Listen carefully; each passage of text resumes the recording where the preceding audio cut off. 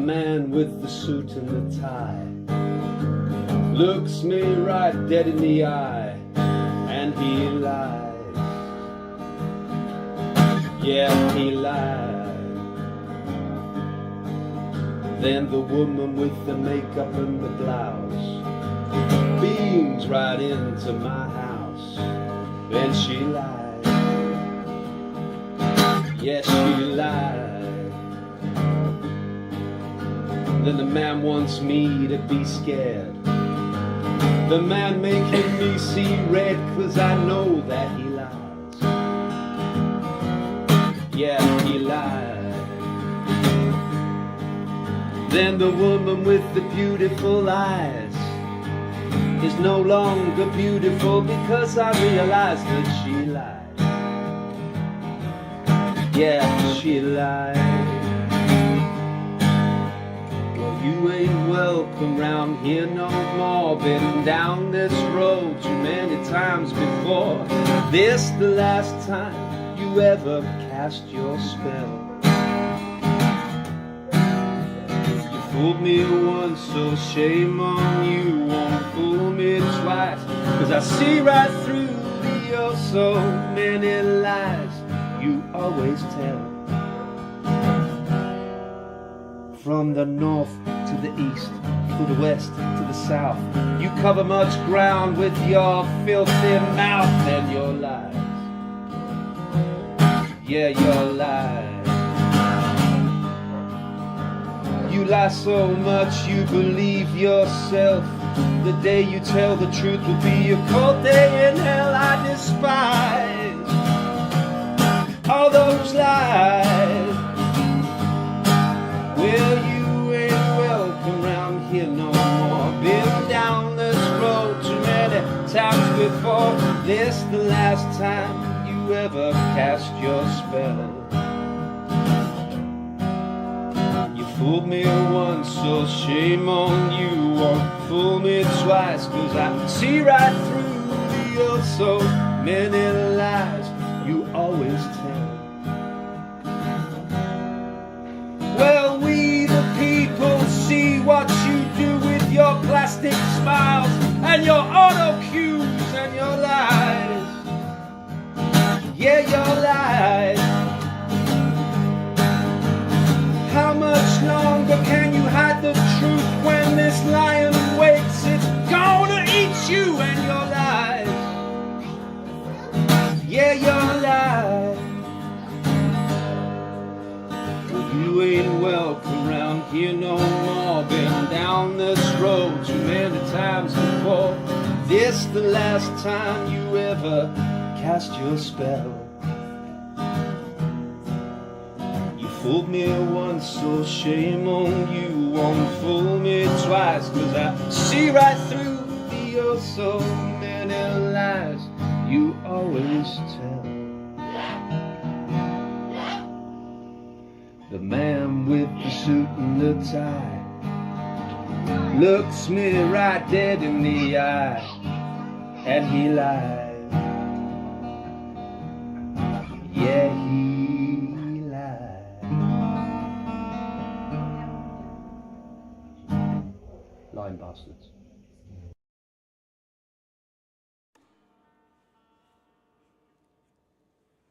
Well. Sorry for the delay there. We had a little. We say this every time. A technical issue.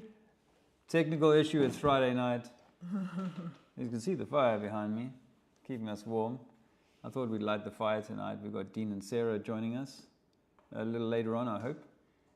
We'll have to wait and see. Nice to see a bunch of friends in the chat. Nathan, Squirrel Sniper, that is, Just JP, Bon, and Hippie, lovely to see you, and Lightning. Hey, Gypsy, Yep. We're on the road heading to you. Yeah, well, hopefully... Awesome. Hopefully you'll be here by 9 o'clock. If not, then people can see us tomorrow live in town. We haven't agreed a setting yet, but we're going to do some street activism tomorrow and Sunday. So that's pretty cool. What's happening, good people? Well, that was a great song, or is a great song. And that was, the story behind that is that we were sitting on Alex's patio in the Spanish sunshine. And he pulled his guitar out and played that. And I recorded it on my phone, that. And then later on, I clumsily edited some images into that song. And that's what you were seeing there. So thought that dragged that one out from a few years ago. So that was a really good time with Alex, actually, hanging out with him then. And we'll be looking forward to do it again in September, hopefully. Yes. How's things been going with you guys? Carry skates, all good. Hi from Canada. Yeah. Yeah, Just JP, awesome Trinities, much love from me and mine. Back to you all. It's incredible times we're living in right now, incredible times. And, you know, we sound a little conspiratorial when we say, oh, you know, the world, this is going to happen or that's going to happen. And there's no doubt that these things out there are starting to show themselves. The things that are happening are starting to show themselves and become more and more obvious, more and more chaotic.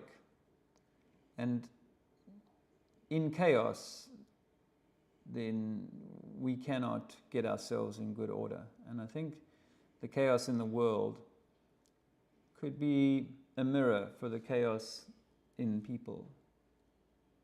And we can get lost in the chaos of the people. In fact, Andrea read me something before we went live, which I could show you, and we can read it.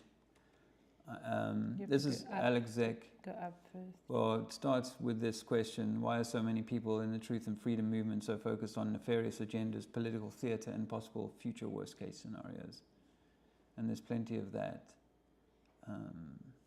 And it's kind of laughable and at the same time, you know, serious for people's futures and lives and story. Anton D says, it allows me to ignore the issues in my own life that I have the power to change, and instead focus on incessant distractions designed to rob me of my energy, attention, and presence. You know, and I can certainly attest to that. You know, rubbing the phone, thinking about the possibility of, you know, some kind of doomsday thing. Or someone else being, you know, there being this villain that is going to be exposed, and then I'm going to be safe, and all the things that I fear and I'm angry about and resentful about will just go away. They'll be taken away. So although we don't necessarily believe in the savior anymore, in a way we believe in the villain. So it's just the other side of the coin, really. And of course, he carries on writing, and he's written it very, very well. And we bring it up because we think it's an important thing to use as a reflection at the moment.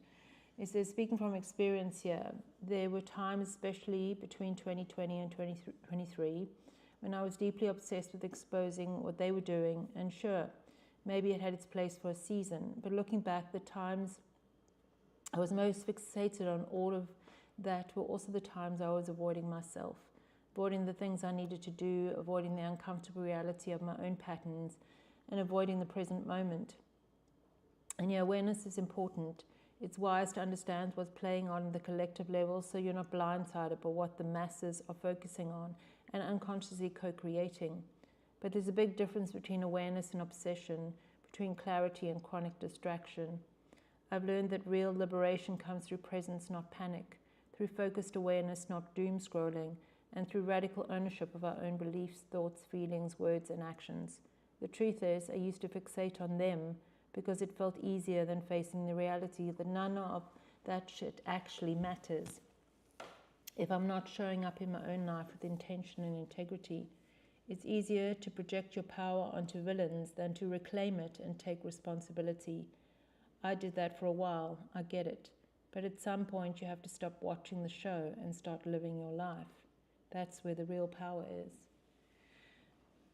And I think another important part for me is that what the outside is showing us or giving us the opportunity to see is how we're still attached to it or are still living it, or it's still living us. And it's, in my opinion, it does that through our still beliefs, fears, patterns. And that's not a shame thing. That's for all of us. You know, it's deep, and it's old, and it's generational, and it's big work, and it's not for the faint-hearted. In fact, it takes an incredible amount of courage to be willing to look at that and take ownership for it. And so it's not a matter of saying, oh, you shouldn't be doing that, and you know, and it's how, you know, shame on you. But I think an important part of the journey back to yourself and back to God, a spirit, consciousness, whatever you want to call it, is about facing those parts of yourself, reclaiming them, healing them. Yeah, and I was thinking today actually about the physical healing, just to take that one element, because, you know, there's the three, the mind, the body, and the soul, or spirit. Maybe that's the fourth, but you know what I mean. You know, it's mind and body, and kind of like, I'm not saying that the soul will follow, or the soul will, you know, kind of align itself with that, with your mind and your body. So what I felt for myself is that, you know, these 10 years of truth seeking, you know, and certainly since all the, you know, the lockdowns, like my physical, you know, my attention to my physical wellness, you know, lapsed. And, you know, I'm enjoying getting a bit fitter at the moment. But I think that I was thinking to myself, is that why, we've lost a few friends who, you know, and through being young and having some kind of condition. And I think that it could be because the body, we are neglecting the body, the temple, and maybe too focused in the mind. I don't know, maybe too much the mind is doing all this kind of work, and we're addicted to being in the mind, and we've lost touch with the grounding, the body. Can I give my perspective on the mind? Is that what happens when we're very young? We all have experiences. Every single one of us have an experience. You know, we could also talk about bringing sort of the sins of the father in through our energetics. You know, we certainly are from our mother and father, and then we're carried in the mother, and so it's only understandable that there will be some of that passed on anyway. But then we have our own experiences, and most of the time, what happens is, as a way of coping with those experiences, we end up going into our mind to try and figure out life, and become very disconnected and disassociated from our heart and body, and we live in our minds, which is why we have something called the government, because, you know, it's really they're governing our mind, because we're all living from that place. So, and for me, even ADHD is a physiological change based on experiences that you have when you're younger that mean that your energy basically flees your body. And then we live from our mind. And the thing is with the mind, especially in the first 7 to 8 years, it's just literally taking in information. It's just like a sponge, and it's putting it all in a filing cabinet. And then what it does, it bases every present moment on what it already knows happened in the past. And of course, if those experiences in the past weren't there wasn't a completion with them, or there was a perspective built. I believe our identity and our personality isn't actually who we truly are. It's something that's been built over time. It's a whole bunch of stories, a whole bunch of memories, and then that becomes our lens. I walk that today. You know, even today, Dave and I bump into each other. What gets pulled up? The memory that gets pulled up is an old one, and I can't. That's how I'm seeing it, and I'm locked in the story and the belief system. So we're not in our body, and actually there is quite a lot of, I mean, Aquarius is a very, it's an air energy, so it's a very mind-based energy. So we got Pluto there. We have got Uranus just about to go into Gemini. We've got the Sun in Gemini at the moment, and there's a whole lot of other sort of Gemini energy. Jupiter's been there, but which is all like, it's all in the mind. It's all the mind stuff. And so I think our biggest work is to be back in the body. Now, to be back in the body, we have to face the stuff we've been trying to escape. So that's how I see the mind. The mind is merely a processor and a mechanism to do the functional stuff, yet it's in charge. We think that we figure out life in our mind when actually that's not true. We've got to feel it. Well, the gut feeling and all those things are, you know, they actually do, they mean that that's where life is felt. I think that, you know, the mind shouts and the heart whispers. In other words, our truth, which is written on our heart, is quiet. And it's a stillness and it's a listening that you don't use your ears for. But most of us are, in fact, I would say all of us are, you know, trying to figure it all out. And of course, our mind is using the past to try and figure it out. And then I think that the outside will use that to loose co-creation, to manipulate co-creation. And you're always creating, whether you're creating from an authentic place or with an illusion, you always are. I mean, the more you can recognize that, you know, the world that we inhabit in the main must go through a process. And let's imagine that it was 1935, 1937 or something like that, and you knew that there was something massive going to happen, you know, like some things were going to like be more challenging in a day-to-day way, but if you are together, then I think that thriving in that situation is more than feasible. You know, obviously everyone's got their own journey and their own place and so on, but if in your mind you are at war with everything out there, then you might as well be in the whole Ukraine thing, you know. Probably I shouldn't have said those two words in the same sentence. The algos will be knocking on the door. So, you know, and so there's going to be more rattling and you know, crackling and pressure and so on. And how do we meet it? How do we meet it? We meet it. The ideal is to meet it in equanimity. Easier said than done. I don't think you can meet with equanimity until you're able to alchemize. And alchemizing means, you know, is turning. It's taking what's not true or what you know to be true and returning to something that is true. Or it's the lead to gold thing, yeah, you know, and the thing is, the lead is like, you know, you can have a leaden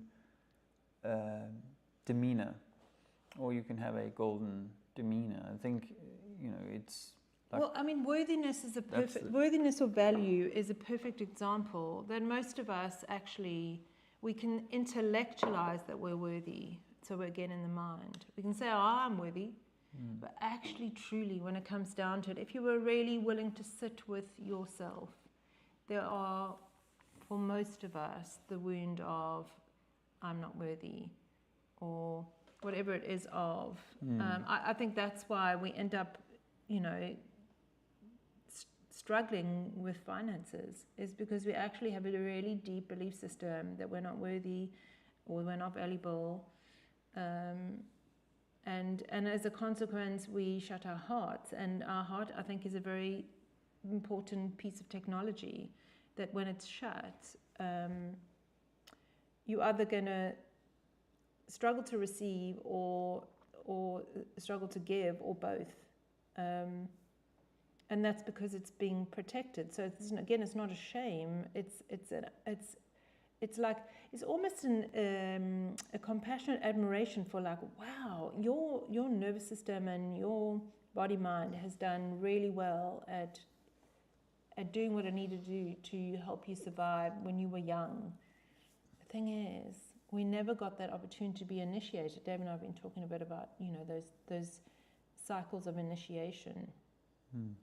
And in astrology, 28 is your first major life initiation. It's 28 is actually the adulthood, but you've already been through 4 life cycles. Well, it's the winter of childhood, I think, and you move into the spring of adulthood at 28. We were musing over this the other day, weren't we? That the idea that each 7 represents a season of the first 4 to your Chiron return. And of course, the same is for your Saturn return, rather. Saturn return, but your Chiron return is at 49, 49.50, but Saturn but 28 and 56. Yeah. And the next 28 years. So it's like these 4 cycles. Actually, we're having a fantastic conversation with Nathan, who will hopefully come on next week and talk about some of the research he's been doing, which is really, I think, quite compelling and interesting. So we'll hopefully bring that to you next week. But that there's 4 cycles in each of the 28 year sort of period to your Saturn return. And Saturn is, it's been given a bad rap, but actually Saturn is our life coach, really. So, and he's a serious old chap. He wants you to roll up your sleeves and get on with it. Nathan Memorial Gardens is 56 today, or was it yesterday? Tomorrow. So that means you just hit your tomorrow. You've just hit your Saturn return. Now, of course, these things are degrees, aren't they? So it's not like everything happens on one day. It's kind of in this window. That could be months wide, if not a year wide window or 2 years wide. So your Saturn therefore must be in Aries, because Aries has just shifted into. Now you probably find you're at the later degrees. Dave's at the earlier degrees of Saturn in Aries, because he's 57. So he's at 12 degrees. Yours is probably later because it's in there for 2.5 years. There you go. But really, they say your Saturn return kind of starts when Saturn moves into Aries. So you're kind of in it, but not. It'll obviously hit that peak point whenever it reaches where your Saturn is. So wherever your Aries is where there's going to be life lesson. Now the 56 to 60 sort of time frame for your Saturn return is actually when you're initiated into the elder. So that's of course if you've done the work. Then you're in the spring of the elder. Yeah. Well, I'm in the spring of the elder phase. Yeah. Right now, and then for 28 years, then of course there's one in the 80s. The in your geriatric 80s. phase. Yeah. Well, you're then I'd imagine the wise one. The The one So who life passes is- down the yeah. stories and the wisdom. 4 phases, I suppose, makes sense, 4 sets of 28 in our current condition. Yeah. So there you go. Well, happy birthday again, Nathan. And it's a good day. And So Gemini then. I hope- Gemini sun for sure. hope Penny, I'm sure she'll make a little fuss, make you something nice to eat or whatever your thing is. And we got Dean and Sarah coming, of course, so we'll probably, and Karen coming tomorrow. So for dinner. So that'll be a little bit of a meal that Andrew's going to make for us when we get back from the street activism tomorrow. That's right. Thanks, Hippie Shake. We do offer True Earth coaching, one-to-one mentoring, either as a couple or individually. My preference is to work with men, of course, and Andrew's is to work with women predominantly, but she can work with men and has worked with men. But I do feel like, being in the feminine, we're different. We process things differently. I actually was listening to a woman today who was talking about she's studying, and I can't wait till she shares more. She's studying the feminine nervous system and how different it is to the masculine. And actually, generally the understanding of the nervous system is based on a man's nervous system. So we're expecting a woman to regulate and experience their nervous system in the same way that a man does, and that's not how it works. So I do think it's important, and I also think that women generally have not they have not had the opportunity. Oh no, I'm not showing that. They have not had the opportunity to go through those cycles with the support of other women around them. Unless you were lucky enough to have a mother who was conscious enough about these things. Women have not had women's circles and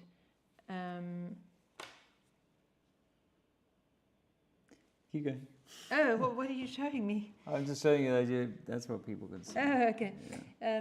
That we haven't had those women's circles, and men have not had the men's circles and the initiations and the leaders that they need. And we also know that these days we don't really revere the elders. They're put into care homes, and they're annoying. And it's one of my biggest regrets of my father is that I didn't ask him more about his life and his family. And I asked a bit, but not enough. And we don't, because we're so distracted these days, we don't sit and ask our grandmothers and our aunts and the older women the stories, and then they're lost. And then we rely on books and historians to tell us how it was. So for me, doing work with women feels like the place that I should be, but there's definitely a place for the polarity or the feminine and the masculine in certain coaching situations, and we bring different things. Yeah, so we do,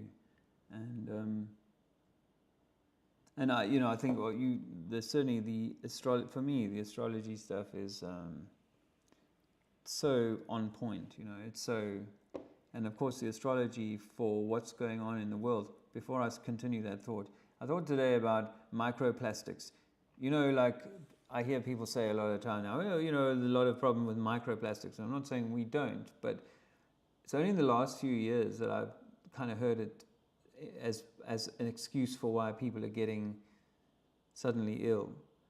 Microplastics. But if you go back 10 years, we were hearing about the oceans having microplastics and, being clogged with microplastics. And if you think of micro and macro, then, the oceans being clogged with plastics and our body being clogged with plastics is a micro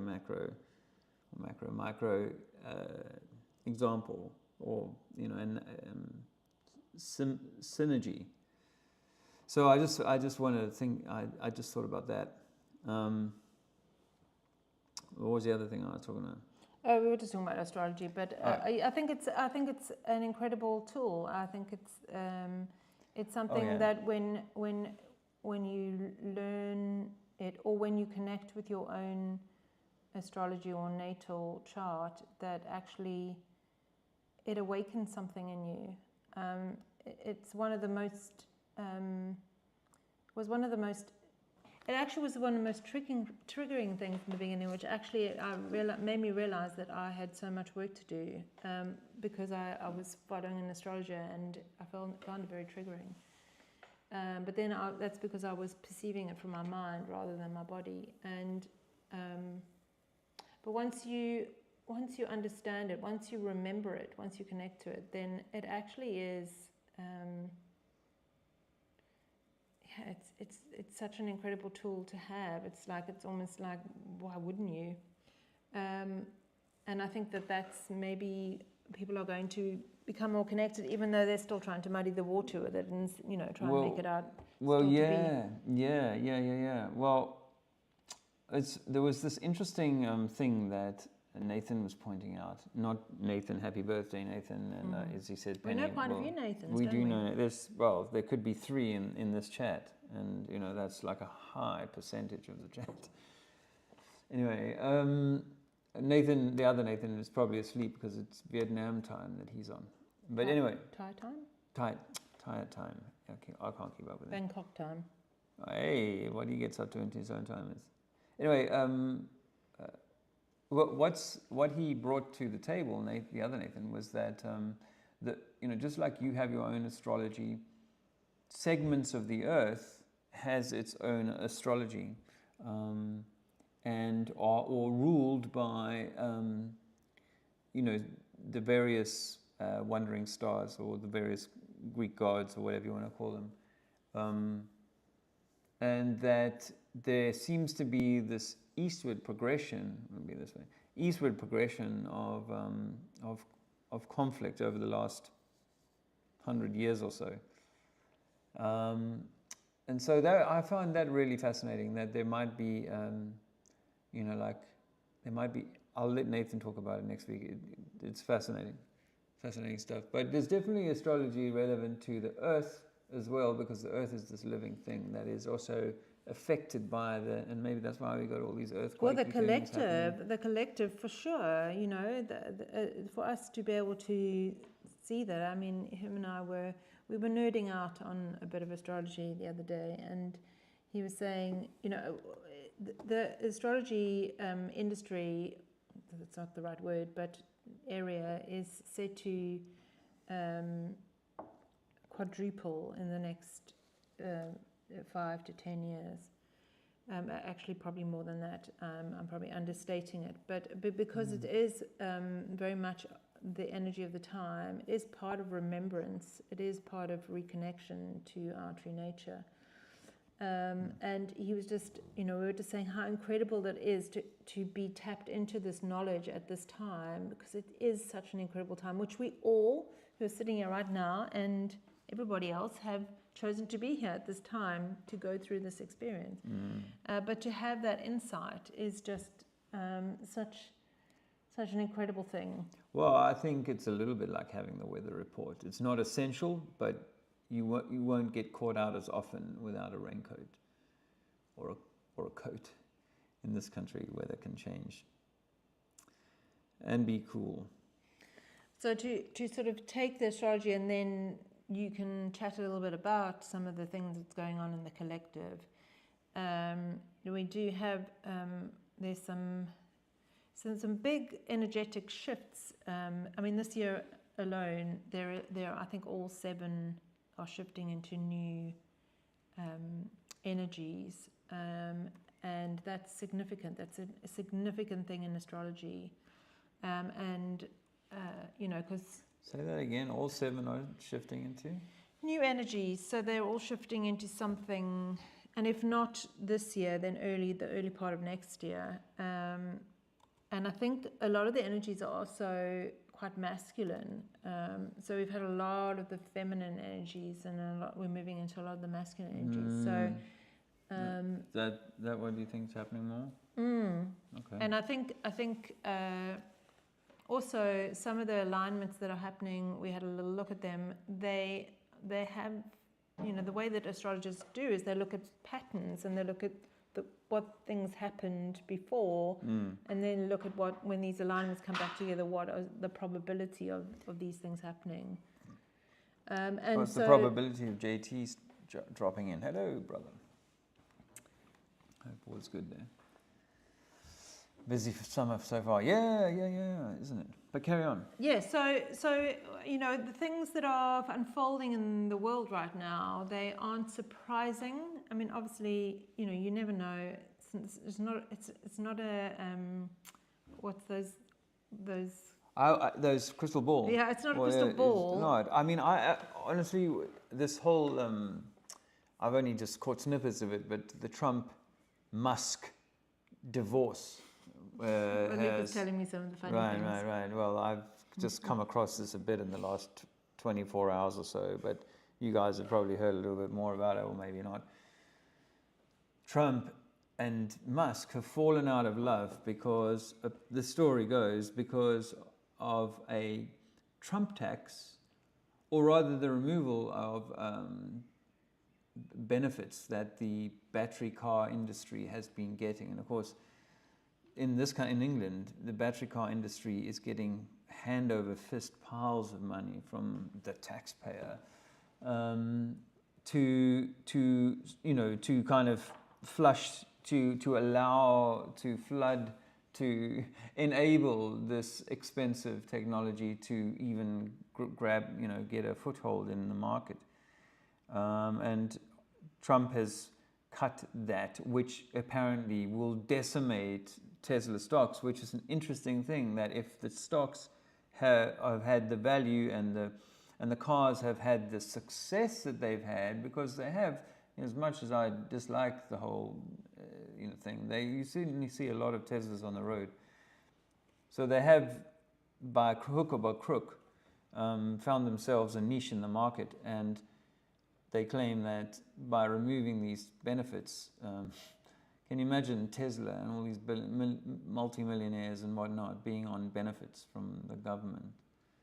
But they are, or have been, and Trump is taking it away, and this is said to have caused a rift between Trump and Musk. Well, of course we know that, I believe anyway, that Musk is simply a deep state agent all along. So, just like Zuckerberg and Gates, these people are placed there, and it's not their money. They are just the front man. They might have, enough to, keep 100 families happy, but they're not the kind of guy. They're working on behalf of. They're the face of, just in the same way as certain, the Rothschilds are the face of something else. They're not it. And the same is true with Musk. And we know that he has this, there has to be this script written for him that has to do with fooling mankind into the Mars stuff. It's like the magician, though, because it's more the energies that are behind them. Yeah, that's important, isn't it? Like if you read the comment sections, I guess it must be difficult for the red hat people right now, because a lot of them would have thanked Musk for, buying Twitter and then allowing Trump, because I think the theater, if I remember the play correctly, Trump had his Twitter account suspended or something, and then Trump, and I've got a video of Musk talking about buying Twitter, and it seems so obvious to me that he doesn't know what he's talking about. But he buys Twitter and then allows Trump, and becomes this kind of big push for Trump. And so all the MAGAs, not all, but many of them would have associated and put, this marriage together. And this is like, wow, this is it. And now there's this divorce, and that's going to create division within what was MAGA itself. And I see that with the Russia business in Ukraine, and now the UK getting involved. I've already said it on this channel before, but we know a guy who was very senior in the army, and his friends who were like top generals in the UK army had said to him, what we're doing, this is a year ago, what we're doing in Ukraine would surprise you. And so now what's happened in Ukraine, in Russia with this Operation Spiderweb, if it's real, I mean, even if it's not, it's it's a PR stunt that's designed to enable a next step. And when you read the comment sections, and I'm sure some of you have, of some of these mainstream news outlets talking about what's going on, people are rabid. Yeah, bomb them. The sooner that they take him out, and the better. They're creating that energetic kind of whirlwind with which this is the point, though, with right? which to they have it to actually allow that to actually come about. Well, they're co-creating with the story, right? Yeah. And that's the point. The point Remember, is, here's what comes to mind. Sorry, with 2020, right? What happened in the first, the flatten the curve period, the first 3 weeks, maybe even longer? My memory isn't clear on this, but I remember doing street activism in that first 3 weeks, and talking to a couple of police that had approached me and what have you, but they had nothing to say. They didn't have any issue with me being there. We looked at each other like, what's going on, kind of thing, and I just kind of carried on doing my thing, and there was no particular issue. But if I'd been in that situation 6 months later, the relationship between me and the policeman would have changed. They believed that they had a thing to do against me, and I believe that they would have been like, I know what you want to do with me in this situation. I shouldn't be here, and blah blah blah blah. Anyway, so this is what I think what we're doing is they're creating with all of this storyline the energy from us, which they will use. Well, think about it. When it comes to there being the two sides, one, people are going to pick based on their already belief systems, which have been fed to them. But it's deeper than that. It's more the sense of belonging. It's or the sense of not belonging, so that I have to belong, or rage and resentment at someone who has let them down or hurt them, and the list goes on. For me personally, if we were all going, wow, this is making me feel this way, let me take some time out and go and be with what's going on within, and then I can respond. But we're so wrapped up in the outside story and the blame and what's going on out there, and wanting a savior and being the perpetrator and all these things, the victim, that we end up being part of the co-creation of something that didn't necessarily have to be created. I feel like I need to say that there's that element. You see, maybe that's, let's call it right brain or yin, and then there's a yang element, which is like you need to, and I think what you read earlier from what's his name, Alec Zek. You need to be able to, I think that you need to be able to confront what's going on in the world. Not confront it, but be kind of aware of it, particularly in the masculine. I think that's perhaps more important in the masculine. But this is not about that. This is about either reacting to a situation and therefore co-creating from your reaction, or allowing yourself to be in reflection and responsible for whatever's going on there. How much of this am I really angry with this situation because of this, or is there something that's really, really old that I need to be with, and then respond or take action from that place. It's a very different way of. Yeah. And then, of course, for me, that's you're already bringing a piece of you back to you, rather than it still being handed out there, your power out there, power out there. Yeah. It's coming back to you. Yeah. So I think for me, the mirror thing has to be, and if I'm honest, there would be some people who'd be maybe still like up for the war thing, but I think most people would go, come on, surely there's a different way. Surely there's another way for us to like work this out, because most of us just want. So most think of us about, just want a happy life, yes, right? We want yes. security. Agree. Absolutely. That's wherever you travel in the world. That's all you will find is people. Mostly, you will find people who mostly, not all. But what you've got is a 2020 style propaganda machine. Just to use that as a classic, go-to example of how good people. All they wanted was the best. None of them were wanting ill. I mean, obviously, if you didn't put a face nappy on in the shop, they might want to force you out of it. But, they didn't, no, people were, good people got to do things, encouraged to do things, fell into line and did things that are insane. Why though? Fear. Like a loss of or a lack of self-awareness or a deep sense of ownership. safety, right? A deep sense of safety and a deep fear of death, a fear of loss, a fear of death. Right. And then, of course, by not doing what everybody else was doing, a fear of shame, a fear of rejection. So that's how, when a thing happens and you're the one in village going, I don't think that's actually what went down. Everybody will be shaming you into silence, like doctors were shamed into silence. When we were walking in shops and we didn't have the face nappy or on. the family don't want to hear what you have to say.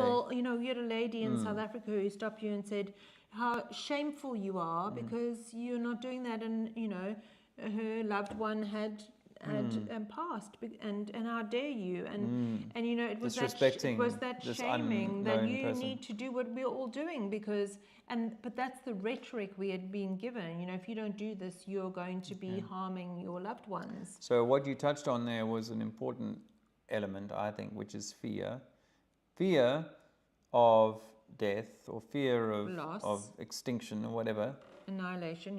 So guess what the whole spiderweb business was? That was an attack on a one plank of the Russian nuclear triangle.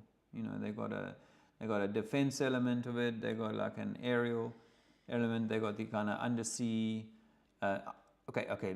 I don't subscribe to the nuke bomb thing. In the way that it is. I'm not saying they don't have a very powerful bomb and could do significant damage to a lot of people in a place. But radiation fallout and all of that, we know Nagasaki and Hiroshima are not suffering from all of the effects we were told about in high school. And the same is true. You've all seen the Galen Windsor stuff, So what all of that plutonium and poison. I'm not saying that plutonium couldn't make me sick or whatever. I'm not saying that. And you couldn't make a dirty bomb, but atom bombs and stuff like that, they aren't real in my view. However, for the majority of people, they are. And now they've brought the spectre by doing this attack, which was of course planned by the Western elements, but I know Trump is like, I didn't know. He's got nothing to say on the matter. But it is designed to create fear. Now, if this is how they did it with Germany, is that if people believe there is a clear and present danger, like they did in 2020, then they will go to extreme lengths. They will stand on each other in order to protect themselves. Can I just interrupt you and just make a comment that based on the fear that people are saying don't live your life in fear and lose the fear. have a slightly different take on it. It's our relationship with fear. And of course, we're told in the New Age, Love and Light, that fear is low frequency. So you don't want to feel that because you don't want to be low frequency. But the thing is, if you don't feel it, then you still have it. You know, fear is a necessary emotion to have. And when we don't feel it, then it doesn't go away. In fact, it just stays in your kidneys and your bladder. So for me, it's a new relationship with fear. It's like I can feel the fear. So say I know that fear has been a big one for me to face. The fear of being unsafe, the fear of being seen. Now I can't just go, I can't have that fear. Well, then I'm bypassing it. I'm negating it. No, I can be with the fear and not make it mean anything. And the more I'm able to sit with the fear and face it, rather like it's a friend, or something that just needs space and time and presence, and allow it to be there. In fact, it's been one of the biggest parts of my healing, is that I've been able to be with terror and fear. And then it's been able to move. Now I have a new relationship with it. It doesn't mean sometimes it doesn't still grip me, but it's not about getting rid of anything. It's about allowing it to move, have flow. Because when we stop it, or we grip, or we try and control it, or push it away, or resist it, then it only gets bigger. It doesn't go anywhere. It doesn't just dissipate. So that's my little 2 cents on fear. Well, that's kind of useful. I mean, I think it is kind of like but you know, I guess you know, if you think about say horse riding, right, for example, like if you haven't ridden a horse before, then there's going to be for an adult there's going to be an element of fear, and then after 6 months of riding, you're like, okay, this is pretty, you know what I mean? I'm not like sweaty palms, and it's kind of easy. But you had to be with the fear to get on the horse, no, right? True.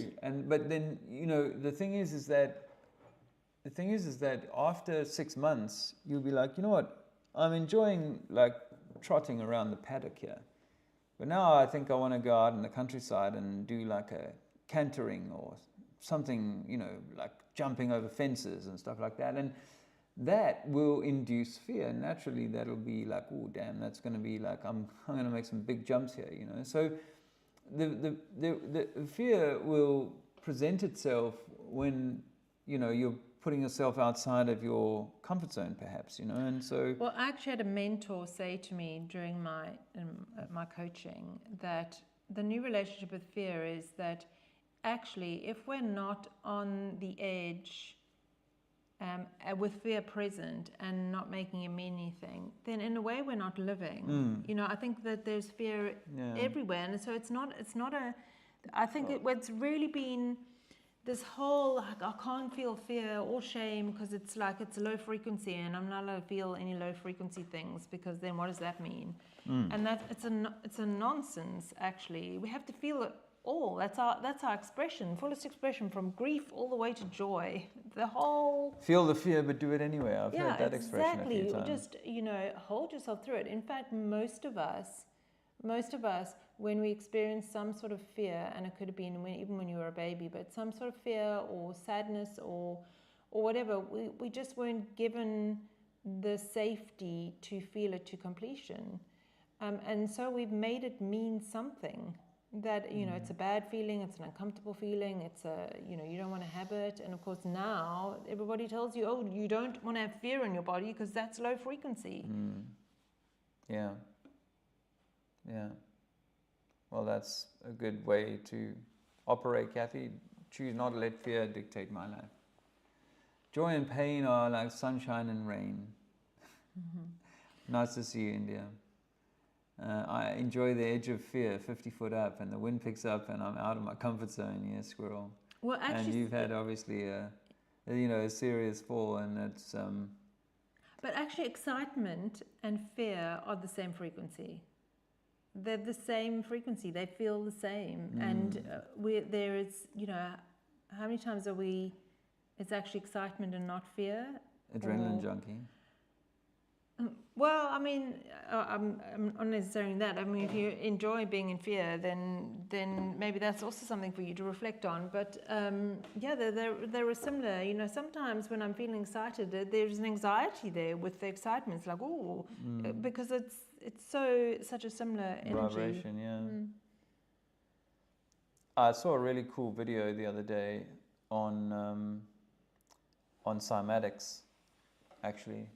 I mean, I know we've all seen the sound plate vibrating and the oil or liquid vibrating and creating these, you know, shimmering patterns that look like the stars under magnification.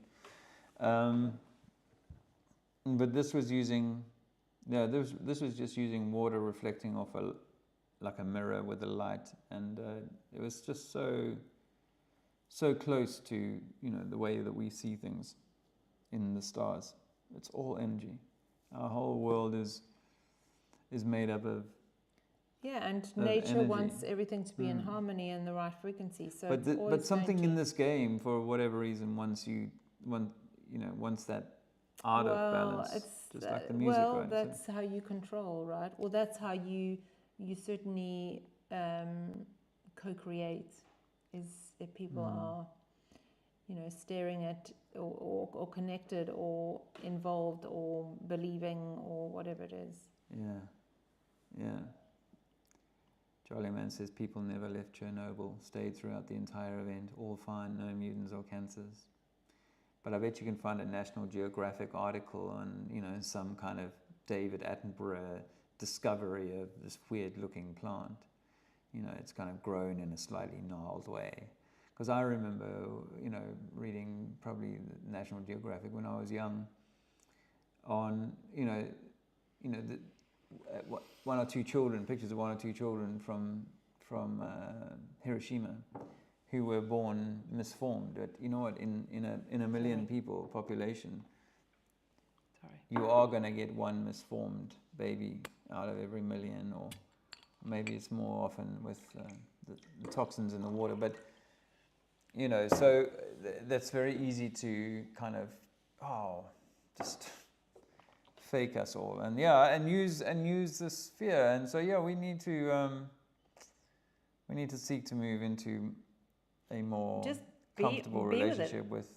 Yeah, be with it. It's like, well, okay, what is this? What is this? You know, be inquisitive, curious, you know, and notice how your mind makes it mean something. I mean, fear is a difficult feeling to feel because it, you know, our association with it is, if I feel fear, then there's unsafety around.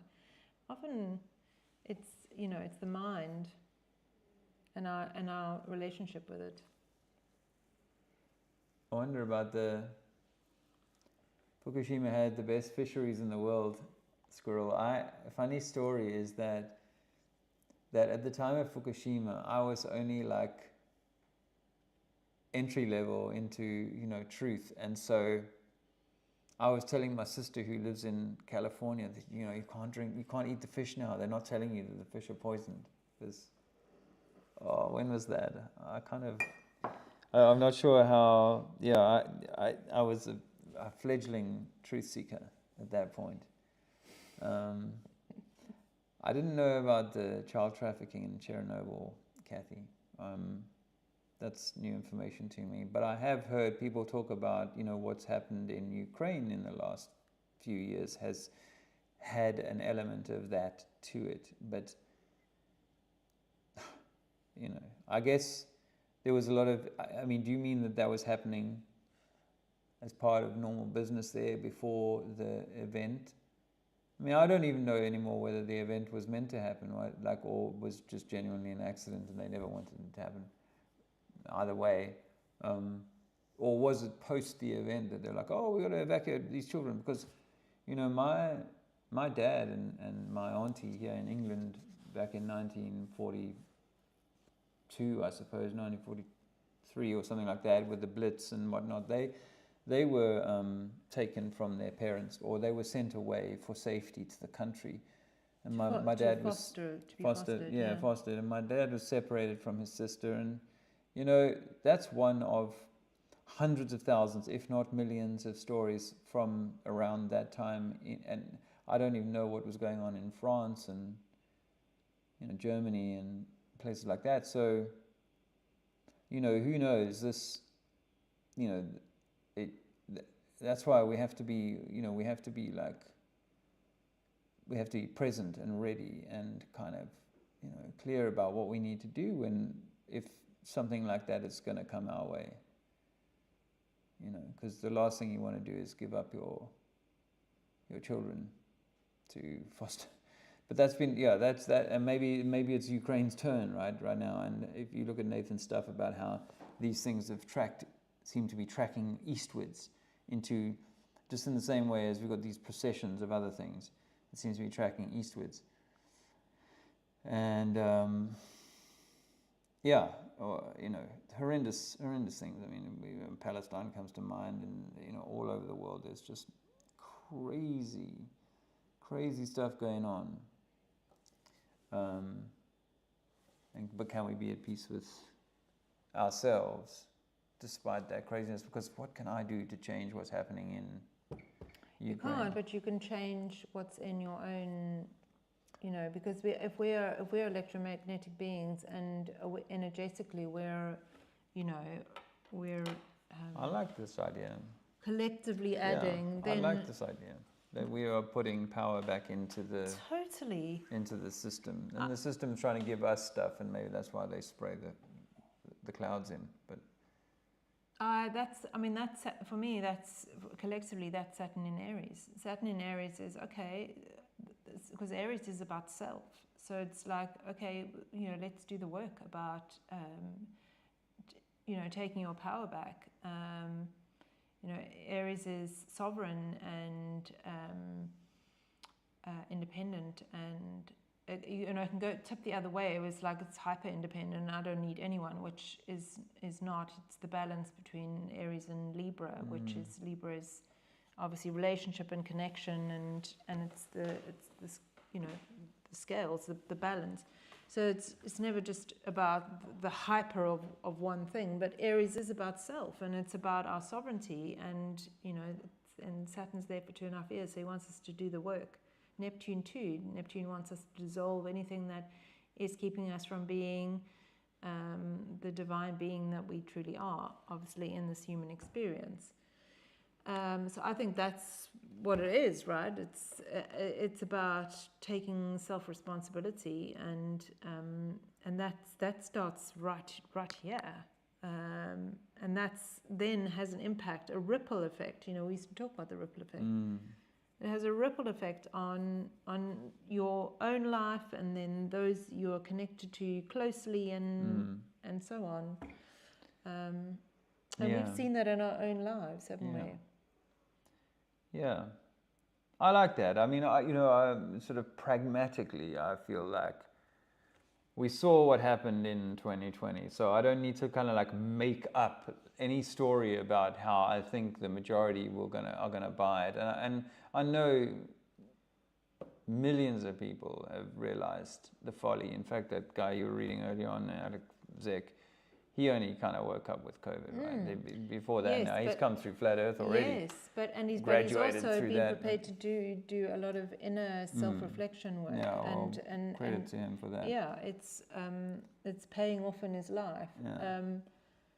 I think that we also there's a big part which is trusting something much bigger than our minds can even fathom, and the opposite of anxiety or fear is actually trust, and that we can trust that everything is already working out for us, and we will find the solutions. But there is work to be done around that, because that's where the worthiness comes in. Am I worthy of having what I want? Am I worthy of things working out for me? Am I worthy of finding the solutions? Am I powerful enough? Well, you are all those things, but we don't believe it because of our mind and our experiences. So it's the battle between the mind and the ego and our soulful self. So I think that there is also that element of when you trust something bigger and trust that you will be guided. What is the saying?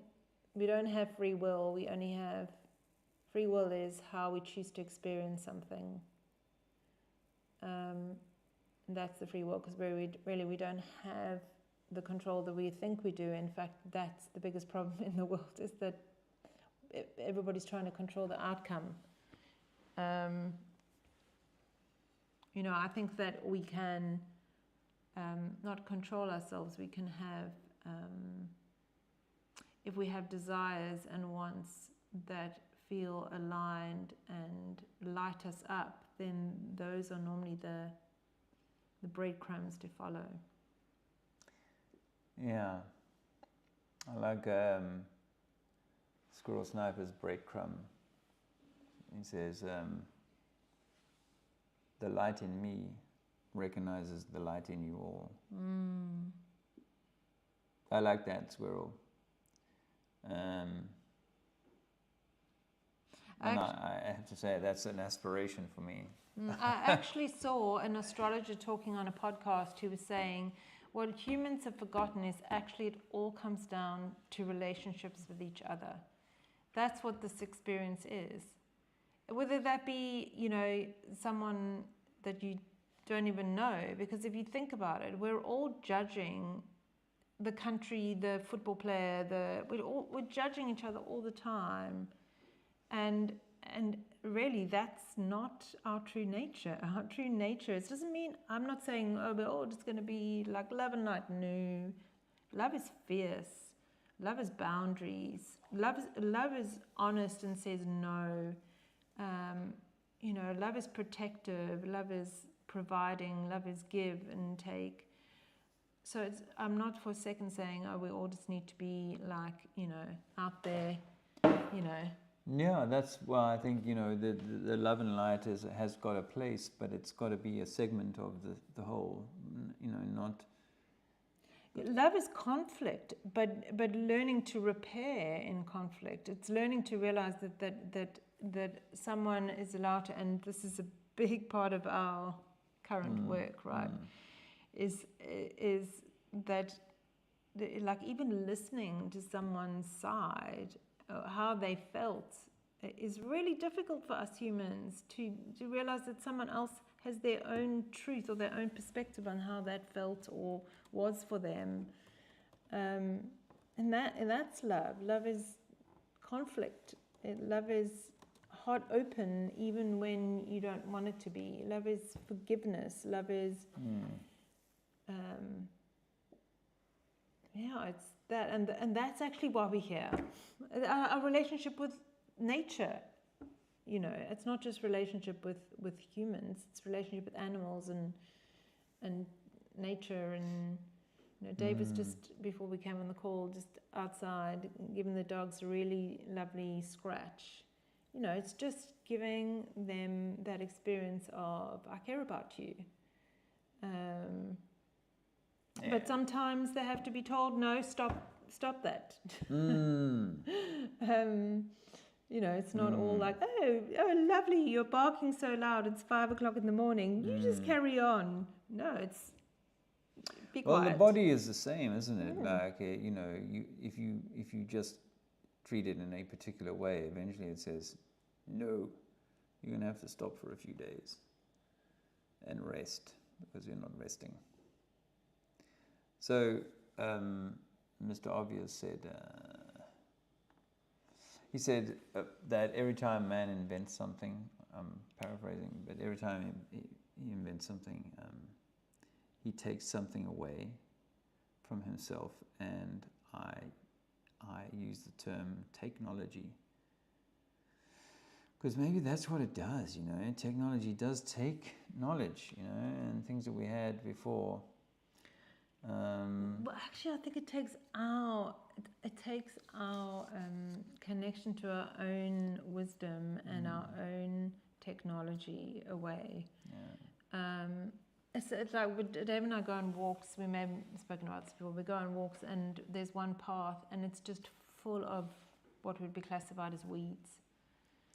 But he has some of them here. Yeah, some of them, not all of them. Some are actually plants from the garden, but a lot of them, there is a whole section that is just wild, and they just would be classified as weeds, and most people, and in fact, we know that in a couple of weeks, someone's probably going to come along and just cut the whole thing down because it's in the way. But we've all been told, oh, that's bad, that's a weed, that's a weed, that's Probably a weed. eat So most of that stuff and it'll yeah, make you feel exactly. Forage, it's all probably got, or even if it hasn't got a purpose for us, it's got a purpose within the whole biome of nature, you know. And it's only when humans come along and go decide that it's a weed, or decide that it's not necessarily, or cut it down, or plant grass instead of trees, you know, because that looks way prettier than all these necessary weeds. Tony Whitcomb took his power back, got electrocuted twice. Shocking, mate. And then Hippie met a friend yesterday, hasn't she seen for years. I realized she was asleep, but she told me she'd had long COVID. I didn't say anything. Yes, we had a conversation with someone today who said, I've just got over COVID. I said, you just had the flu. I did. He wanted to say more, but we didn't know her, but no, so he didn't. Yeah. And I could feel Andrew's hand tightening on my shoulder at that moment. Like, well, yeah, I won't go into the full story. No, well, the full story of that is going to continue to rumble on, isn't it? Well, we saw a headline, didn't we, where it said something about that there's a new strain. What did I tell you the headline was? There's a new strain, and I think you see like bits and pieces about that all the time. It's like they want to keep that one bubbling on, and they're like, oh, they're maybe going to do something about that. For those that are paying attention, and you know, for a lot of people who are just like carrying on with whatever, just give me the next mask booster. But speaking of that, like again, the RFK Red Hat Brigade have had a tumultuous time, because you know the knight in white shining armor, you know, he's come in there and after 100 days or whatever, he's now we're no longer giving mRNA to babies, which in itself should be pregnant women, which is a crime against humanity. That we're not doing that. However, we've just got this brand new raft of healthy mRNA to give everybody else for other stuff. I forget now what it is, whether it's to do with some other just normal kind of thing. No, but we got an mRNA thing, and you know, it's this technology that is part of. I mean, not that we're like recommending any of these things, but this technology has, and that's partly why they haven't wanted to face up to any conversation about, in a mainstream way, about the damage that mRNA has caused people. They don't want to go anywhere near that, and why we get shut down for even talking about that, and doctors have even had their licenses removed for talking about stuff. So there is a longer term thing there, but it's hard for the RFKs to kind of, again, swallow this bitter pill. But, you hear them say like, well, the wheels of democracy grind extremely slowly. Now they're starting to buy the can down the road kind of dogma. And it'll all work out eventually, but he needs time because there are people and there's money involved and it's big pharma, and we don't really actually have control, even though we put all of our bets, all of our chips on RFK, and he's, maybe little crumbs are being spread around here for people to kind of feel like there's some kind of progress in terms of that, but actually the progress is only in the favor of those who are writing this. Sorry, I'm not looking at you, I'm looking at the squirrel. There's a squirrel. The squirrel's in the box eating. He's after my nuts. I filled it with nuts earlier, so the squirrel feeder. Where we were just commenting earlier how much we're enjoying being where we are. We saw a deer, we see bunny rabbits all the time. There's obviously plenty of birds. There are owl occasionally. I see two white owls. Yeah. There are what are the birds again? They're kites. Kites. A lot of them. And crows? And yeah, Did you say that? That's not unusual to see a crow or a pigeon. Oh, well, there's a murder of crows up the top of the road. There is. Oh, actually, I noticed that they've gone, and they must have had their babies. There was because there were nests there. Ah, they were cawing and warring and what have you. Yeah. Zizi told me something you may already know. He said to me, I'd said to him, what do you call a collection of crows? And we didn't know. He said, so I told him. And he said, what do you call a group of pandas? What is it, the collective of pandas? I don't know if any of you know what a collective of pandas Well, is. let them write in the comments. All right, let's see if anybody can. Don't Google it though. People are going to throw the Google up. Oh, I got the fingers of speed or lightning there. Well, yeah, it's an embarrassment. There's conspiracy music. He's ripped in there at high speed. Yeah, Alex. Ripped an embarrassment of pandas. And then we were having the conversation about that some people think that they may not even be a real thing, like it's some kind of made up, thing. And then he cleverly said, well, what if it's it's been like a hybrid? Maybe we were having a conversation with him and a hybrid of something. So who knows? He will say some weird stuff about pigs, and previous epochs and a blending of beasts and so on. Who knows? We live in a really weird and strange, incredible though. It has to be. It's so incredible. It's so incredible, and don't get me wrong. There are moments where I'm having an uncomfortable half an hour, and it feels like a struggle. But other times it's just like, wow, what an incredible time to be alive. Yeah. Oh, there you go. Pandas are fake. Much love. Yeah, well, I mean, you know what?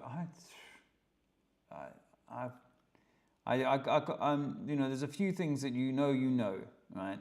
Yeah, but really, what is this place? And who set it up? And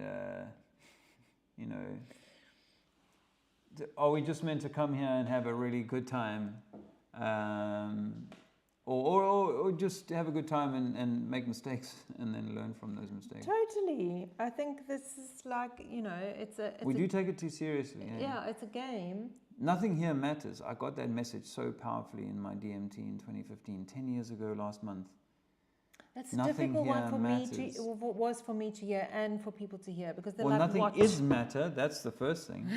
Yeah, and then nothing here matters, because when you leave the dream, it's like, so you spilled, something on Minnie's dress at, or one of the princess's dress or whatever at Disneyland. It doesn't matter.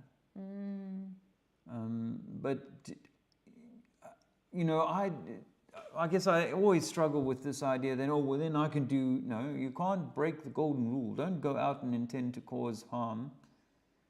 Accidents happen. We also get seduced into spending the night with Princess whatever. What are they called at Disneyland?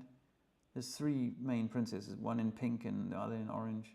You must be able to remember their names. Oh, my goodness me. Come on, guys. Beatrice? No. Beatrice?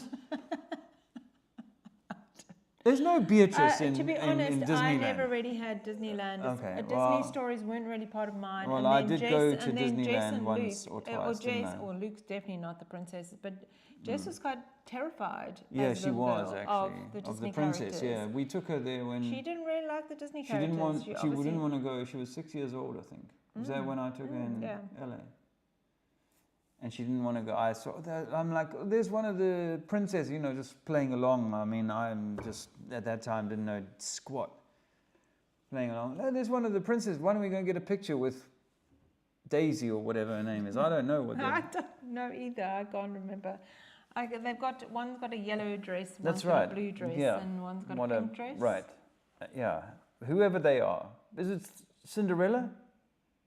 That kind of thing? Could it have been that? Anyway, so I say, why don't we go and get a picture with Cinderella? And she didn't want any of it. But just let's say you end up kind of with Cinderella, then the game ends, and it's like, okay, it's all right, she's all right, Cinderella's all right. But I think we should obviously attend the golden rule. First seek do no harm to the self and those out there.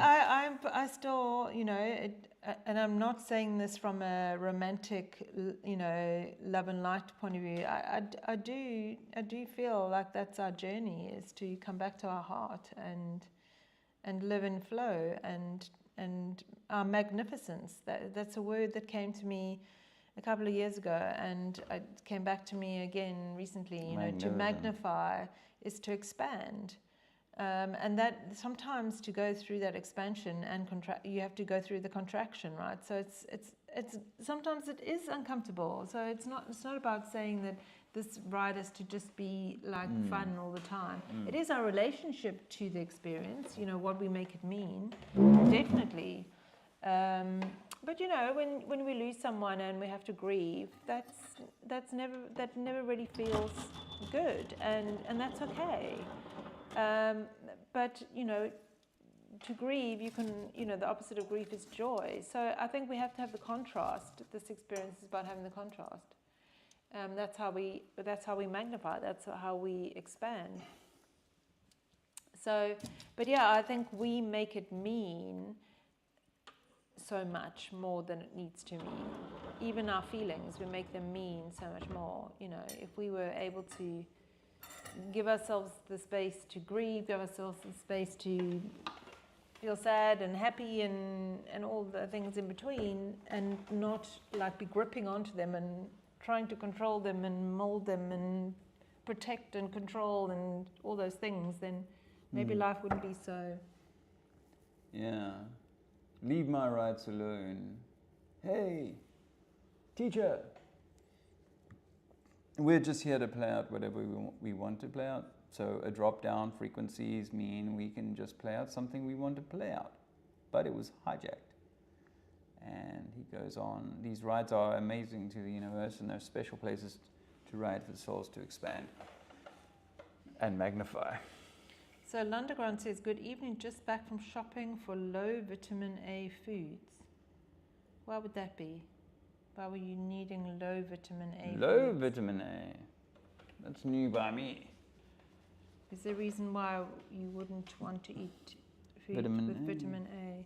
I mean, unfortunately, anything that's processed is we probably don't want to eat anyway. But although I keep on reminding Dave and myself that there's a certain amount that the body can do, and as long as our detox system is working, then it's pretty good.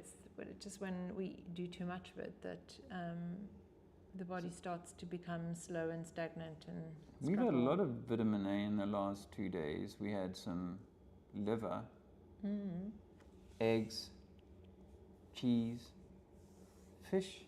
Yeah, we had salmon For dinner. So we're up on the A. Yeah, and we do eat dark green leafy vegetables. Kale is good to get a hold of. Yeah, easy but to grow. he wants low vitamin A, not high vitamin A. Have you been eating too much egg or something? What's going on underground? He's obviously not hearing us, but maybe he will. Or maybe he's got to write down his like whole thing. 25 of Chinese pandas are robots sent by Putin personally to spy on his close neighbor. All proven. Someone who watches TV told me in a pub. That's all I needed, Jolly Man. It's a done deal, mate. That's that.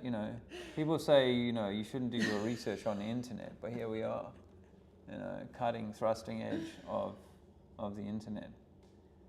Yeah, well, I don't have a dog in the race. Me neither. On that one, and there's so much fake that I'm happy to accept that it could be, that's oh, but I've seen one in a zoo. And it doesn't make it real, It's these things they can fake stuff. Particularly if they just sit there like this little kind of thing, and every now and again it moves its hand to its mouth or whatever. But for me, what's more important is like, do we need to figure that part out? Is it really? This is the distraction part, right? Is that if we hyper focus and hyper analyze and hyper have to know every detail, then we need to ask ourselves, what are we not being present with? Because it seems like a lot of stuff to be distracted by. I mean, don't get me wrong. I think we're part of our biology is that we are seekers, and and some people are more than others like to research, and some more than others have a lot of air energy, so they tend to want to. Or Virgo, Dave's got a lot of Virgo energy where, you want to know the details. Fool me once, shame on me, me. Hey, so I see what Alex wrote there. Daniel Reuters, not a name I've heard of, has a stance on vitamins that might shock you. Well, here's the thing, like, without having gone to his content, just like we think that they have never isolated a virus, so we don't even know for sure that what they call viruses are real. We don't think that they've ever identified what they would call the atom. They've never gone, there it is, It's a physical little tiny pebble right in the middle of this minuscule thing. That's never been, so much of our science and understanding of interpreting the vibrations, because if everything is a vibration, a frequency, then all we're doing when we're tapping on the wood is we're interpreting a frequency which we recognize as wood. And in the medical department, and in when they're cutting up the apple and the meat and whatnot, and they're like, okay, we can see this and this and this, and we're going to call this that. And if we have some of that, it seems to be, but I think it's probably far more complex and not as easy to kind of simplify. That's why for me, when it comes to nutrition, really, like, you shouldn't need a degree in foodology. You shouldn't need to be a biologist, a scientist. You shouldn't work in a lab if you want to have anything to do with food. You should work on the land. You should be out on the land with your hand, and you should be, finding the food from there. And there's like, okay, this tastes good. This is available.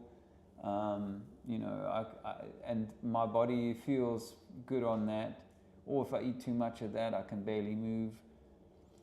And that should be how we decide what we need. I feel hungry now, and I'll eat that. But of course, we've complicated with all of this stuff. I truly think that God or a creator or you wouldn't put mankind onto this plane and go, well, you guys aren't going to know what to do with your nutrition. You're going to be undernourished up until the 1800s, and when science kind of catches up and starts coming up with all these vitamins and these minerals and these things that you can buy at a health food store. Maybe it's because we have too much choice, because if we did have to grow it, or we were, not necessarily grow it, but we were living in environments where there was only the local stuff available that was in season. That's how we grew up in South Africa, is that, and probably maybe for you guys too when you were younger, that when it was orange season, that's when the oranges were available, and when it was strawberry season, that's when, not strawberries all year round, not oranges all year round. That maybe we're just, because we can have whatever we want, and that includes all the supplements that we want. I mean, I go back to saying, if you're connected to your body, if you're in your body and you're listening, then it's going to tell you, it's either going to tell you what you need in terms of, what you need in food, or that there is something, there's some message that your body's giving you to say, there's a problem here, and then you can take the opportunity to look at that deeper. But it is, I think it, we're all unique as well. So what one person needs, I think the medical food, diet, nutrition, supplement sphere is so confusing for people, because there are so many conflicting beliefs and perspectives. You know, I know so many people who listen to one person and then guaranteed someone will tell them the complete opposite or tell them something else, and it's like, okay, I don't know. And for me, it's like the trusting that if that thing resonates with you and you give it a try, if it works, it works. If it doesn't, then you just move on. But of course, always going back to food that's, you know, grown, if you can, by yourself. But if you can't, then you know, the best source that you can possibly get. Yeah. We are very fortunate at the moment that we're able to get good eggs, good meat, good milk, all like straight clean, good clean, honey. clean. And so those are the things that very we're happy eating mostly at right the now. moment. You know, so yeah. But if we were on a farm that was, you know, like an avocado farm, we'd be like devouring significant amounts of avocado, I can assure you, in every way that we could. Well, certainly when they were in season, right? Oh, yeah. Yeah. Yeah. I do think that, you know, it's come up for me with the hay fever that your local, like, which is why I've got honey, because I got local honey, that your local food with your local soil is what's going to nourish you best. You know, I know that when you grow your own stuff, again, if you can, then it will give you what you need. You know, and this is what we see in nature as well. It's like the weeds that pop up at the different times of the year. They are the things that we can use as detoxing or medicine, and they come at exactly the right times. Like even onions. Onions come at the time when actually onions are really good for your lungs and respiratory infections. And so when are onions available? When we start to have, you know, Wintertime. more of that more of that testy stuff. And actually, it's interesting they work so well in stews, which are stews are kind of like a wintertime food, you know. So yeah, I guess roots. If you're not on meat, then roots would be I guess the closest equivalent to that. Well, it's the darker. In the winter, it's the darker foods. Yeah. So the beetroots and whatever the dark winter. Yeah. Food. And then obviously in the summer, it's all the bright yellow, the pineapples and the mangoes and the raspberries. Of course, we're getting that all imported from other countries in the UK because you ain't going to be growing a pineapple or a mango here. Maybe a mango.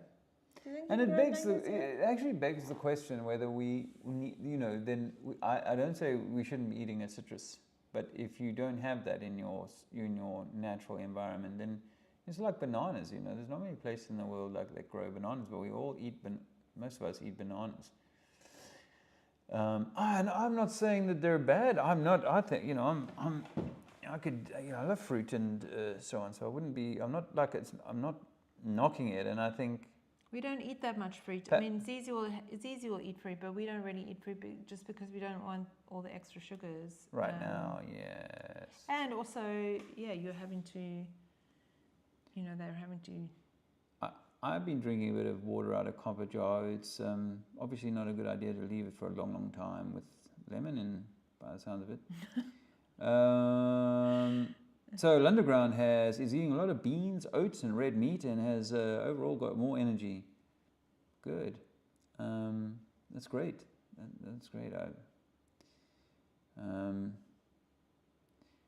Hippie's husband has bags of energy from his porridge every day. I mean, you know, some porridges are like. It's hard to. I don't know whether you can really get porridges that haven't been pesticided. You know, again, how much do you have to worry about all this?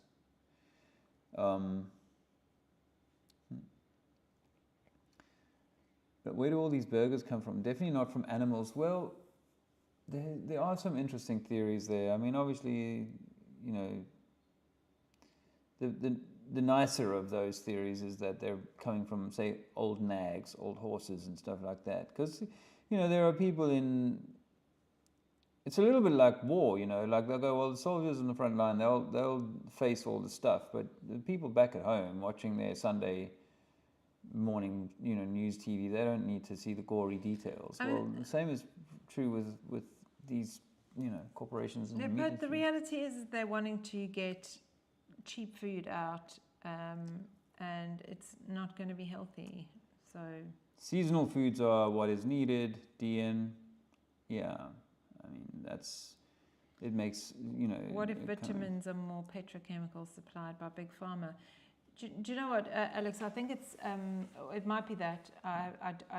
I don't know, so I can't say it's not or it is or isn't. But it's also with the supplements, it's all the fillers that are so bad for us. Yeah. They just add. Like I was reminded today about the ingredient that we find in so much food called guar, and it's used as a thickener.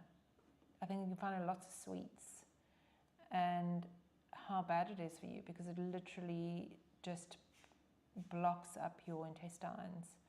And then another one that's been brought to my attention is anything that's got natural flavors on it. Immediately when you see natural flavors, you think, oh, that must be good. But what they're hiding behind that sort of catch-all term is a whole lot of long-lettered words. Dotorain, hydroxychlane. Yeah. I used to spend a bit of money on multivitamins back in my 30s, believing that it was a necessary part of my, life requirements. I haven't touched that stuff in more than 10 years.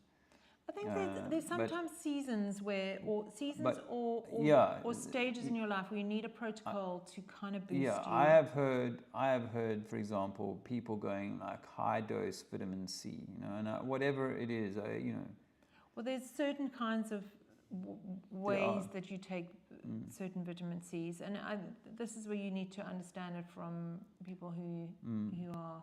So I wouldn't like kick the baby out with the bathwater. No, I mean at the moment I'm taking vitamin D. If I can get in the sun and like top up on vitamin D, that's all I'm happy with that. I'm at the moment taking grass-fed beef gallbladder, and the reason being is that when I was about 15 years ago, maybe even closer to 20 now. I had gallstones and had my gallbladder out. I wouldn't do it now if with what I know, but I did, and as a consequence, I have put a strain on my liver, and the ability to have the bile salts in the right balance has been compromised. So I've been taking gallbladder and digestive enzymes, and I can honestly say it's made such a difference to me. And I've only been using them now for 2 weeks, and I can tell the difference already. Obviously, that's just dehydrated gallbladder and digestive enzymes. So I think again we've got to use discernment. We've got to do our research. We've got to be intuitively or be conscious about whether it feels right or not, and then maybe sometimes just give it a try. Sounds like Dean is doing some growing. Let food be your medicine and medicine be your food. Definitely. The farm animals are so antibiotic, hormone, steroid resistant. Their feces are anaerobic. Does that mean if you came back in a year's time, they would look the same, like nothing could have lived off it? I know they use them to make like gas canisters, to run like anyway.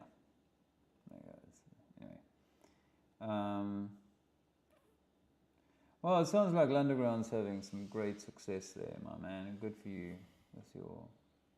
Do you know what? Another Eating. important part that, we can focus on the food part, but actually, I think a really important part of when we start to take notice of what our body needs is taking care of our needs and showing up for ourselves. It's a really big part when you start to move your body, when you start to, I don't know, do a detox protocol or feel your feelings, or but really kind of it's an act of self-love, and so I think there's that element too, when you're just really doing things that are it's like a devotion to yourself. It's a devotion through discipline, whether that be through what you're choosing to eat or put in your body, or how you're treating your body or treating your mind, what you choose to watch, all those things. You're actually being considerate or conscious. You're making conscious choices. I think that's an important thing. Yeah. Well, I feel good about that. Actually, I know that I feel a lot better when I take the opportunity to kind of care for myself, take care of myself. But I know also there's been an amount of abandonment of self along this journey, and as I said earlier on, I feel like some things slip, some things are not attended to. And if this is the temple, if you are the temple of whatever God is, you are that. The conduit. This vessel is then it's important to keep the vessel in good nick. Mind, body, soul. Mind, body, soul. What's going in the eyes, what are the ears dealing with, and of course, what's going internally. So. And I think also the willingness to not entertain the mind. It's such a difficult one. I know that for me it is when there's nothingness, but how important that is to have that time, even if it's a couple of minutes, to just sit and be still and be in nothingness. Of course, the mind will still be thoughting. And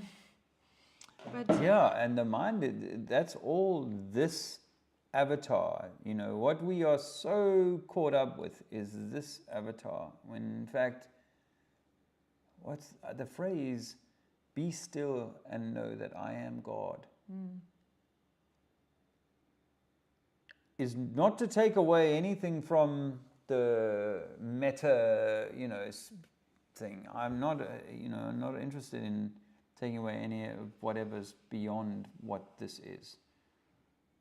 But in this thing, then I think that, and here we are squabbling with ourselves over minutiae, and if some of it may not be considered to be minutiae when they've drawn lines in the sand across the plains and said you can't go here, and we'll run this one, and if you want to do this, you have to have my permission and borrow my money. So, it may not feel like minutiae, but really, it's all bollocks. We were talking the other day about just being as opposed to doing, and it feels so uncomfortable, really, to just be. To literally just be with whatever's in that present moment, whether that be a feeling or stillness or chatter or your child that wants your attention or something that you're needing to do, but can you be with what's present, what's right there in the moment, not the next moment or the next moment or the path. Can you be present just with that moment, whatever's there, meet it, and actually just be there. And we are so programmed to have to be seeking, searching, doing, fixing, changing, it's like we are human doings, not human beings, because it's so uncomfortable to just, I'm not saying not do anything, because actually just being is very active. To actually be in surrender and just be present is very active, because our mind wants us to be figuring out the next thing, or where we're going to be in the next moment, or how is the next moment going to turn out. So yeah, it's a practice, and I think it does. It requires us to just to practice that. Well, I'm getting some biblical backing from Leave My Rights Alone, Psalms 82, verse 6, which says, I have said, you are gods, and all of you are sons of the Most High. Leave My Rights goes on to say, King James Bible, Jesus answered them, is it not written in your law, I said, ye are gods? I'll say it again, for me, it's not like of the vanity and type consideration of that. It's not that, because it's not elevating me above anyone else. It's elevating us all to this kind of position of that, rather than the subservience of what my Christian upbringing gave me. I used to say this on a Sunday. Most Sundays we would say this, the creed or something, I forget, something like that, Nicene Creed. Well, you all know about the Council of Nicaea, the Nicene Creed. In it we would say every Sunday, for I am not worthy but to eat from the crumbs under your table. Really? Really. We said that every Sunday. Oh my goodness me! Don't get me started on what we were Well, told they had by... the American children getting under their desks in the 1950s and 60s because they believed that pooks were going to pop them, and they Well, had to... I was told that I was going to fall fall off off a a cloud cloud. because I was not good Well, as a child. That if I wasn't a good girl, that Jesus and all would of that, all come of that is and bollocks. get us, and I would fall All off of the that. cloud. Yeah. So well, I just want to follow up with what Leave My Rights Alone said. Dolores Cannon says the universe has to give you what you want, but be careful what you wish, what you say, and what you wish for. I have a slightly expanded version of that, in that actually who we're being, in other words, what our electromagnetic being is what we receive. So which is why for me it's so important for us to start to really address some of the deeper hidden stuff that's living us, because that's what you emanate, and therefore that's your magnet. So it's not only what you say, it's or what you wish for, because I wish for a lot of things, doesn't mean necessarily get it, but it's that, I don't believe that I'm worthy of it. Then of course now you see why, because we have society and religion and family and generational belief systems where it's like, actually I'm not worthy and I have to eat the crumbs, and then how are we possibly supposed to be those? Yes. Squirrel asked if you've read. I She's have read the Course in Miracles. I found it very insightful. Quite diligently, actually. Yeah. You read it. She read it with real Yeah, I didn't. consideration. I didn't necessarily follow through with all the practices, but actually, to be honest, the work that I do is not dissimilar, because it's really the Course in Miracles basically says that the ego assigns meaning to everything, to a pencil. So you get told what a pencil is, and then that's what a pencil is. And depending on what you're told, things are, then, someone else who's never seen, I don't know, a mug, they won't know that this is a mug. They won't necessarily even know what the mug does.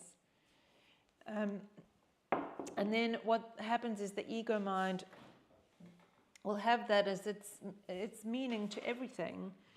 And, I think we have given meaning to ourselves based on our experiences. I'll use a little example. If as a baby, you're lying in your cot and you're crying and no one comes, or someone even comes and just goes, there, and then leaves the room, when really what the baby needs is to be held and to feel safe and to be rocked to sleep. They need connection. They need co-regulation. The baby will eventually, the meaning it will give is no one's coming, but further than that, no one's coming because I'm bad, I'm wrong, I'm too much. And then that's the meaning you start to give yourself. So when you wake up much later on in life, those sort of new veils of belief or your identity are now what you carry. You know, you wake up in the morning and all those stories and belief systems just flood you, and they're not who we truly are. No. So that's really what the Course in Miracles gave me, was that foundational understanding. But then this work that I got into took that much deeper, and then all the learning that I've done subsequently. The Course in Miracles book was a little bit tainted, wasn't it? Because it got into certain people, sort of new agey people's hands, and then, you know, it became one that's like, Didn't Oprah get, no, the other one, Marianne Williamson, she entered into Politics. No, before then she entered into, that's how she actually came into the sphere, was through the Course in Miracles, and she was teaching it. Right. But it also, yes, it came, but you know what, for me, you know, something, I'm sure when you've done research, you know, you take what you want from it, and also be mindful that sometimes these things are purposely put into the wrong hands, so they do become tainted. But I stole a few things from a Course in Miracles, and it was all about forgiveness. That's Nathan saying that. Well, and actually that forgiveness is only for humans. You're right. Because God doesn't need to forgive. Yeah. It's only a human experience where we forgive. Yeah. There is no, like you said, nothing matters. Yeah. And that was my experience and yours on plant medicine, is that you know, let's imagine we went to the first gate on the other side of the veil. It was just complete and utter blissful, you know, not even forgiveness, like none of that mattered. It was just pure love. And it wasn't even, now, you know, some people say, oh, you have a life review and maybe, I don't know, but certainly I think the forgiveness is something that we experience here as a way of, for me, forgiveness is taking something back that I've given to someone else, to say they are responsible for this thing that I feel. And when I forgive them, it's like I'm returning that piece to me and I'm letting them go. I'm no longer holding them accountable. Now that's so hard. I think forgiveness is one of the hardest things you can do, because, you know, when we've been hurt by someone, we want them to be responsible. We want them to pay. And I think this is what we see with authority, right? We are so angry with what they have done. We want them to pay.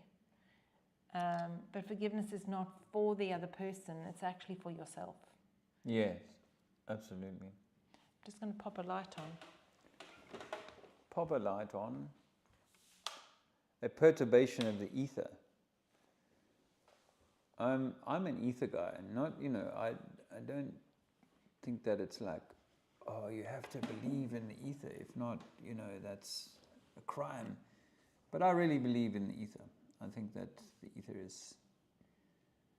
is the background medium. It's the medium in which everything can exist. No ether, no light.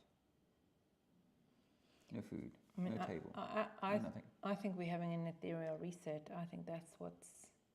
Ether reset.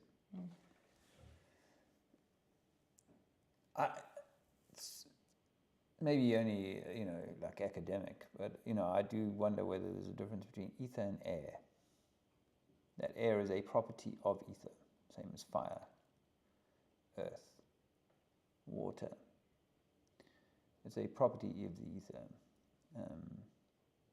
So if it's an ether reset, it's kind of, it's bigger than like another. But I'm just rambling incoherently. Sorry, while you're rambling, I'm just, saw Squirrel said it was more about forgiveness to myself, Andrea. What I would say, Squirrel, is who's the one that needs forgiveness?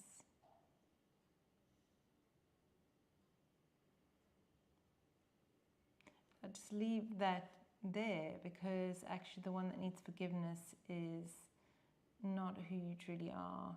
I understand the practice of forgiveness, and I understand why that would be important, but it's the one that already thinks they're bad. It's the one that thinks they're wrong. It's the one that thinks they're not good enough. It's the one that thinks that, and I understand what you mean by forgiveness. It's that we took actions that perhaps caused someone to be hurt, not physically necessarily, but that caused someone some pain. And for me, that's more repair than forgiveness. Can I repair with myself or with others? But we carry such deep, deep belief systems and wounds around, and shame around us being, all these things. And for me, that's the one that needs forgiveness. So. Oh, well, that's a deep conversation that Squirrel and Andrea are having there. Well, I'm hoping that other people are benefiting from it, not just Squirrel. It's something that I have to, it's like when I'm having these internal conversations, who am I having the conversation with? Yes, it's only you that put your head on the pillow at night. And so heaven, hell, it's all, it's all in your gift. And the thing is that like we can sometimes arrive at this moment and go, but then why is it like this shit right now? Well, the reason that it's at this juncture is not just because of today, it's because of thousands of days of before that, of like things, twisting and turning and eventually getting themselves into this position where you're at this particular junction where it's like, so and it kind of goes back in the generations. So it's not just in your story, it's in your family story. And it's how we come to perceive the world in the way we do. So, go easy on yourself on the like. It has to be different tomorrow. If it's not different tomorrow, then it's all. Oh my wrong. goodness me! It's such a layered thing, and it's the spiral, right? You're just going to keep on repeating it. That's why for me, it's not about letting something go or releasing something. It's more about reclamation or alchemizing. It's more about, and this is where forgiveness could be seen as a powerful tool. It's more about like allowing it, acceptance. We spend so much time rejecting and abandoning ourselves, even though it's the big thing we fear the most. So in that case, Squirrel, you're absolutely right. Forgiveness of yourself. Is it the Ho'oponopono? If I said it wrong, then I'm sorry for. Have you heard of the Ho'oponopono? Yeah, you've spoken about it before, but I couldn't tell you what it was. Oh my goodness me. I can't think what it is. I'll find it and I'll put it in the comments. It's a really powerful little 4 lines. I think it's forgive me, I love you, thank you, something like that. There's 4 lines. It's just a really nice little mantra to say to yourself. Because, most of the time, if we stop and think about it, I love you, please forgive me. That's I it. forgive you. I sue. Thank you. Yeah, it's, we're so...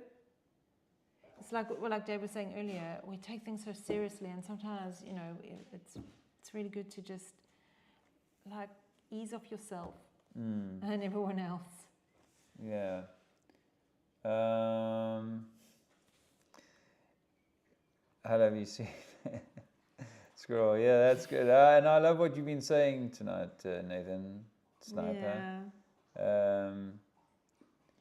That's... Nathan should come on and have a chat. Yeah. Nathan, you should come along and have a chat. So, when we saw you the last time, can you believe it's almost been a year, Nathan, since Really? we were at August. So, it's June, but that's not that far away. I think that's probably the last time we saw you at the festival. Yeah, you got lots of incredible insight and, ways of seeing things that should be shared. Yeah. From the surgeon's perspective.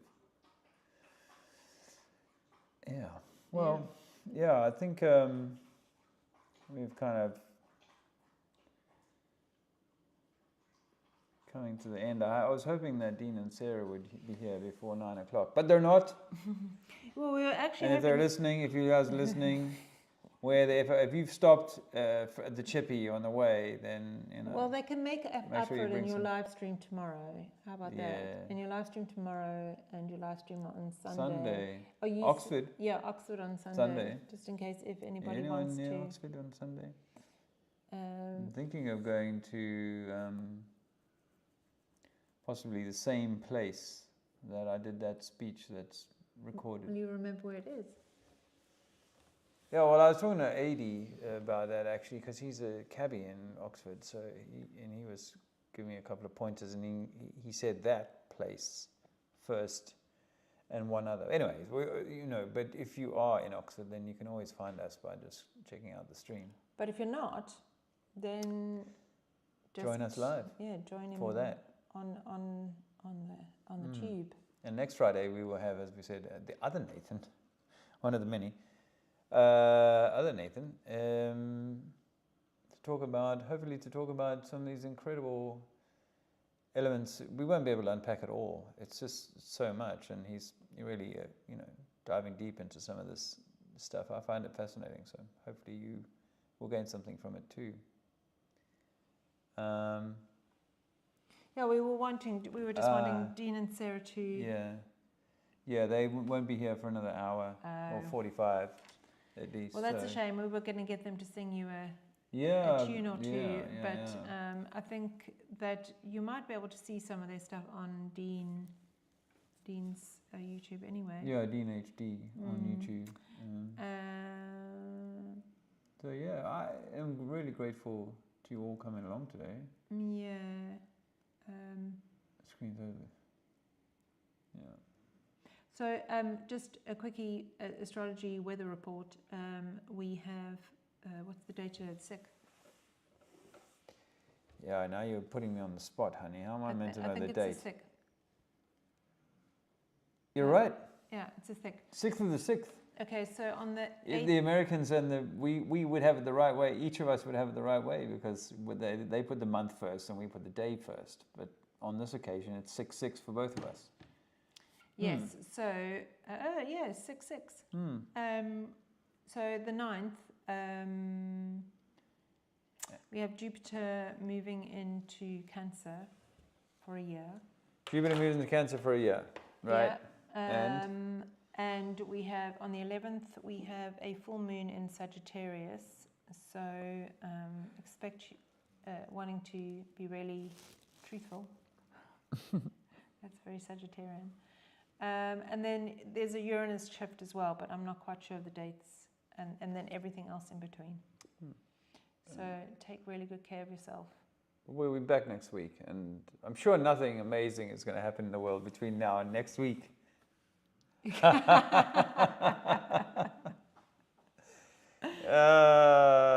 a wonderful world. Yeah, take care of your world. Yeah. Oh, thanks very much, Hippie, for sharing all those links. And there's Dean's channel. And thank you. I appreciate that. I appreciate you. Appreciate you all. Yeah, thanks for coming and gathering, and yeah, take care. Yeah, you take care. And we'll say